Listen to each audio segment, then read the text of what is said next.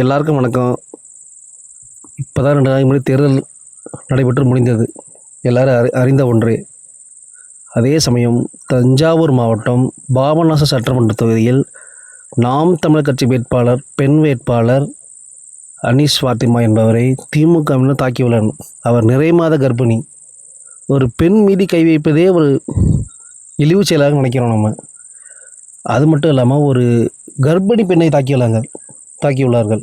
அவங்க இப்போது சிகிச்சை பெற்று வந்துட்டுருக்காங்க. இது இது சொல்லவே விவரிக்கவே முடியாத அளவுக்கு ஒரு குற்றமாக இருக்குது. இதை எப்படி செய்கிறதுக்கு ஒரு மனசு வருதுன்னு தெரிய மாட்டேங்குது. அந்த அளவுக்கு ஒரு ஆளுங்கட்சி அராஜகமாக இருக்குது. இந்த சமயம் அந்த வீடியோ பார்க்குறவங்க, இல்லை அந்த விஷயத்தை கேள்விப்பட்டவங்க, உங்கள் மனசுலலாம் நீங்கள் அதுக்கப்புறம் எப்படியும் அந்த கட்சி ஓட்டு போட்டிருப்பீங்க. ஒரு நிமிஷம் யோசிச்சு பாருங்கள். இது நம்ம வீட்டில் நடந்திருந்தா, நம்ம வீட்டுக்கு பெண்களுக்கு ஏற்பட்டிருந்தா எப்படி இருக்கும், எப்படி இருந்திருக்கும்? இதை எப்படி சொல்கிறதே தெரியாது. அந்த அளவுக்கு ஒரு எச்ச செயல். ஒரு நிறைமாத கர்ப்பிணி, ஓர் உடல் உயிர். இது எப்படி மனசு வருது தெரியல. அந்த அளவுக்கு ஒரு இழிவு செயலாக இருக்குது. அந்த அளவுக்கு ஒரு அராஜகமாக இருக்குது. ஒரு வாக்குவாதம் ஏற்பட்டால் பரவாயில்ல, 1000 கருத்து வேறுபாடுகள் இருக்கலாம். ஒரு வாக்குவாதம் ஏற்பட்டால் பரவாயில்ல.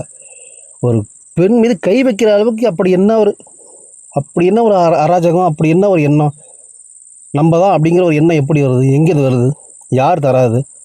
இதை எந்த ஒரு ஊடகமும், பெரிய பெரிய ஊடகங்களும் வெளிக்கொண்டு வர மாட்டேங்குது. தெரியும். ஏன் எங்கெல்லாம் அவங்க யார்கிட்டயோ ஒரு ஆள்கிட்ட கைப்பாவே செயல்பட்டு இருக்காங்க.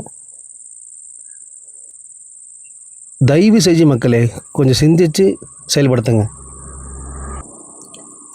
எலெக்ஷன் முடிஞ்சிட்டு இதுக்கப்புறம் நம்ம மே 4ஆம் தேதியை இன்னும் மாற்ற முடியாது வரப்போகிறத.